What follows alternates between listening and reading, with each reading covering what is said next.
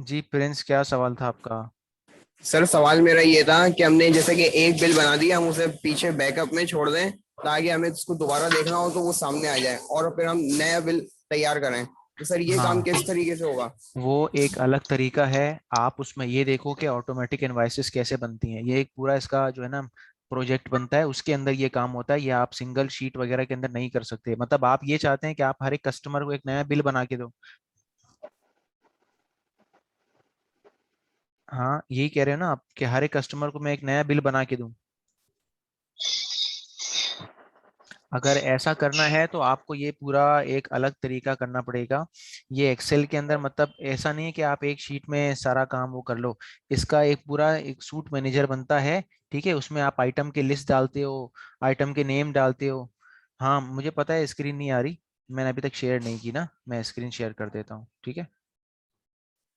मैंने screen share कर दी है। तो उसमें ऐसा होता है कि एक अलग तरीका होता है, उसमें बिल्कुल बिल्स वगैरह सब कुछ बनता है। इंटरनेट के ऊपर काफी सारी ऐसी वीडियोस हैं जिसमें आप बिल बनाना सीख सकते हो। देखो मेरी बात सुनो, अगर मैं इस तरह से एक एक करके प्रोजेक्ट बहुत सारे बना के दिखाऊं ना, तो मसला ये होगा कि एक्सेल के अंदर सिर्फ एक प्रोजेक्ट नहीं बनता, हजारों किस्म के प्रोजेक्ट्स बनते हैं। आपको कि फिर ये भी करके दिखाओ, फिर वो भी करके दिखाओ, और एक एक प्रोजेक्ट इतना लंबा है कि उसके अंदर बहुत सारे स्टेप्स हैं। आपको अगर बेसिक चीजें समझ में आ गई ना, तो आप बड़े से बड़ा वो सिर्फ इंटरनेट से आइडिया निकाल के खुद बना सकते हो। मतलब बाद में ये इसमें कोई मसला नहीं है कि आप वीडियोस देख के वो वाला काम करो।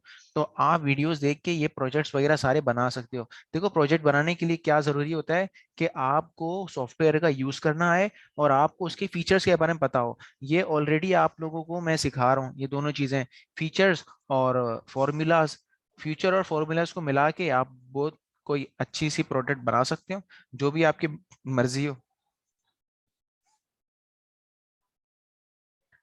ठीक है। ठीक है sir, thank you thank you. इसके अलावा नेम मैनेजर को कहाँ यूज किया जा सकता है, अब मैं आपको एक चीज दिखाता हूँ। मैं आया लुकअप की शीट में। इस लुकअप की शीट के अंदर देखो, ये लुकअप की शीट के अंदर है, ये रहा एक, ये रहा दो, ये रहा और ये रहा तीन।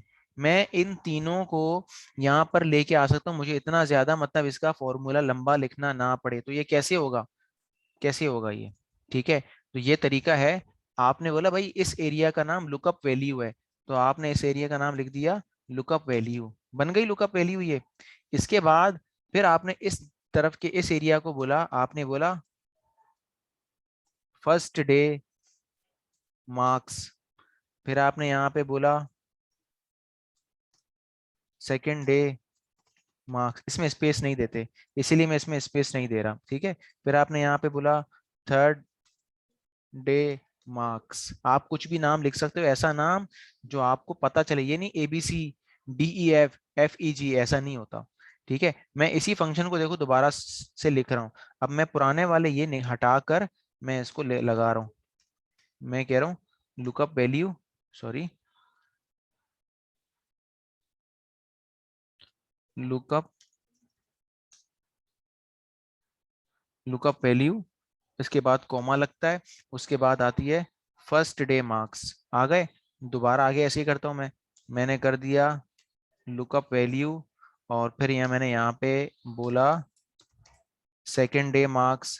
फिर मैं आगे आया, फिर मैंने यहाँ पे बोला कि लुकअप वैल्यू। फिर मैं आगे आया, फिर मैंने यहाँ पे बोला थर्ड डे मार्क्स। सॉरी, मैंने गलती से इंटर दबा दिया। ये रहा थर्ड डे मार्क्स, इंटर किया। Lookup value first day marks, lookup value second day marks, lookup value third day marks. ऐसा क्यों हो रहा है? नंबर नॉट सर आपने अवेलेबल। जी, नाम वाले टेबल सेलेक्ट नहीं करे। नेम वाले टेबल सेलेक्ट नहीं किए, कौन से नेम वाले? नेम वाले इनके जो नोट काशिफ नेम हाँ हाँ और हाँ, सही कह रहे हो आप, सही कह रहे हो। मैंने पूरा ये एरिया सेलेक्ट करके बताना था ना उसको, है ना। तो अगर मैंने कोई नेम मैनेजर बना दिया है तो इस नेम मैनेजर को कैसे खत्म कर सकता हूँ?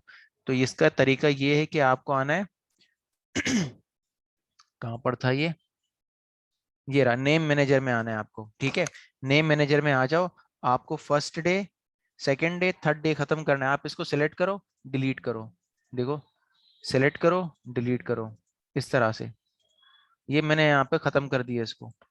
किसी का नाम वगैरह हटाना है तो हटा दिया मैंने इसको। ठीक है, कहाँ पे आके, फॉर्मूलाज में आके डिफाइंड नेम में, नेम मैनेजर में आ जाओ। तो मैंने इस पूरे एरिया को बताना था फर्स्ट डे मार्क्स, ये रख दिया। इसको सेलेक्ट किया, मैंने इसको बोला सेकंड डे मार्क्स।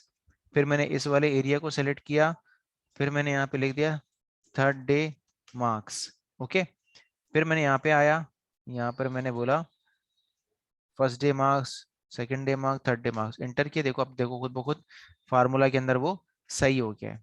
ठीक है, क्लियर होगी बात। ये इसका काम है, आप इसको इस तरह से भी कर सकते हो। दूसरी बात, एच लुकअप के अंदर भी आप इसको कर सकते हो। देखो ये क्या है, ये क्राइटेरिया टेबल है ना, आपने इस पूरे को सेलेक्ट किया, यहाँ पे इसका नाम लिख दिया क्या, क्राइटेरिया टेबल, एंटर कर दिया, हो गया। मैं यहाँ पर आया, मैंने यहाँ से देखो इसको मिटाकर मैंने इसको बोल दिया क्राइटेरिया टेबल, सेलेक्ट करके एंटर किया, ये आ गया। अब मैं इसी को ही क्या कर सकता हूँ, आगे लाके वो बना सकता हूँ इसको मैं। मतलब अब ये जो जगह है ये तो वैसे ही रहेगी। अब ये इसमें क्या होता है, स्टैटिक जो जगहें होती है ना उसके हम लोग नेम मैनेजर बना लेते हैं। अगर एक ही काम बार बार रिपीट हो रहा है तो आप उसको एक ही साथ नेम मैनेजर में बना के फार्मूला के अंदर डाल दो, फंक्शन के अंदर, इस तरह से। सही है, ये समझ में आ गया क्लास, यहाँ तक बात समझ में आ गई आप लोगों को। Yes sir.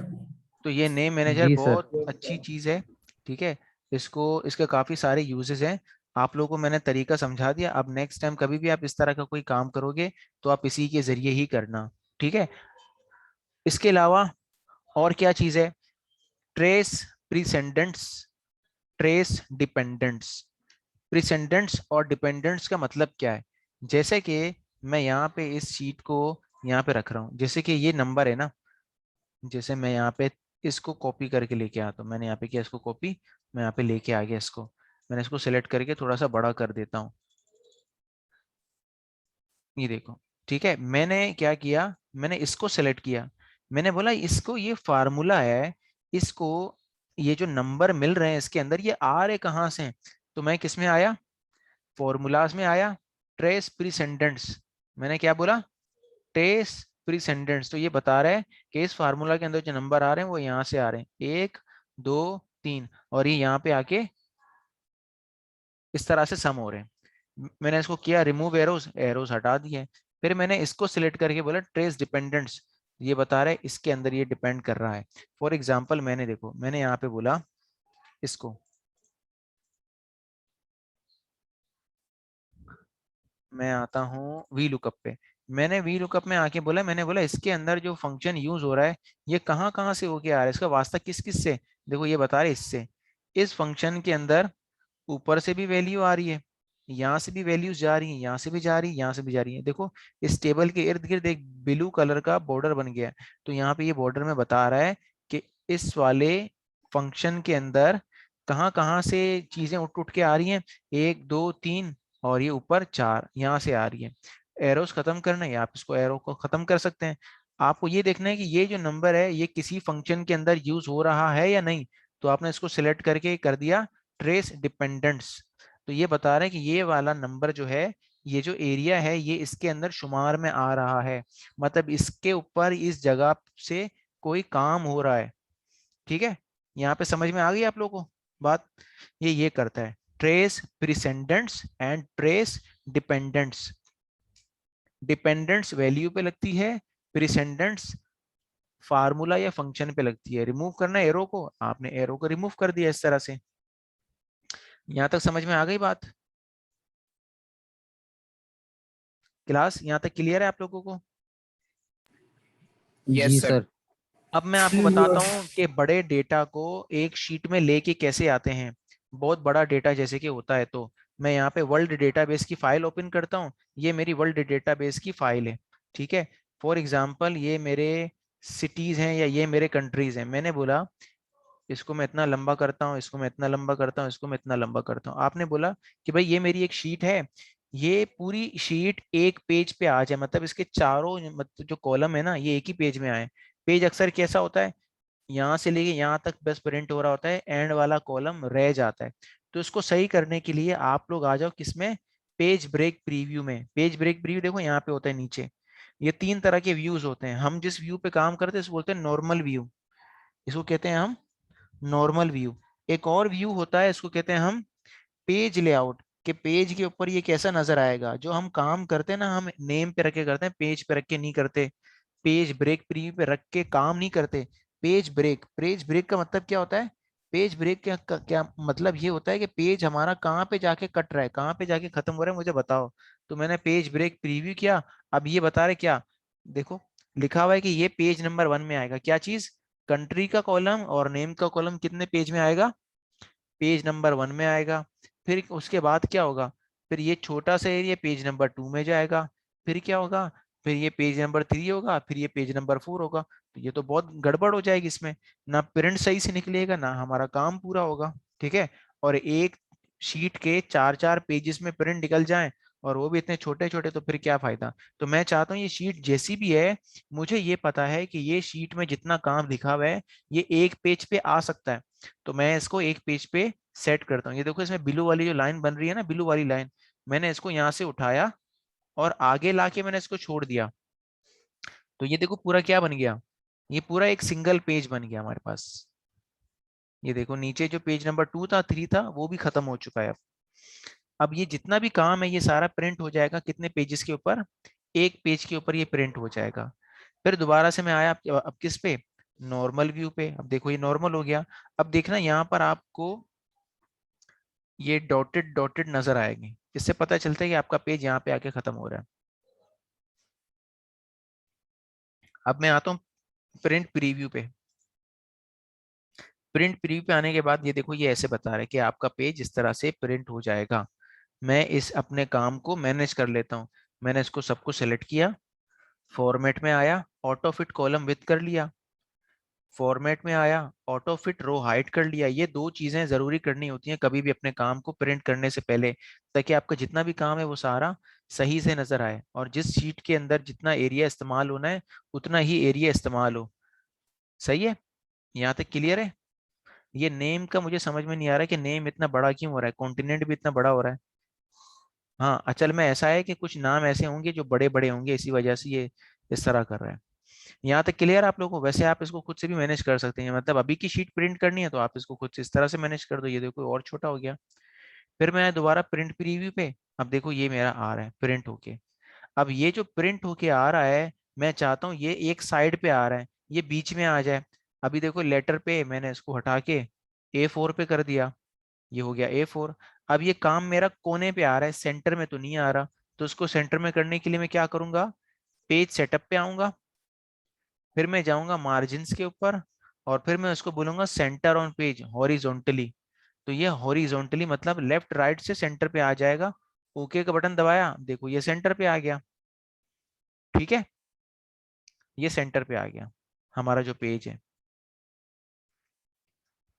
क्लियर है क्लास यहाँ तक? अब आप इसका लेकिन इजीली सर प्रिंट आउट इस वगैरह निकाल सकते हो जी। सर इस पेज में काफी हिस्सा खाली नजर आ रहा है सर, इसे हम पूरा फिलअप कर दें। ये देखो ना, मैं मोर ऑप्शन में आया, सबसे नीचे यहाँ पे लिखा होगा था नो स्केलिंग, मैंने इसको क्या कर दिया? Fit sheet on 1 page. मतलब ये पूरा जो पेज है इसको एक ही पेज के ऊपर, पूरी शीट को एक ही पेज के ऊपर क्या कर दो?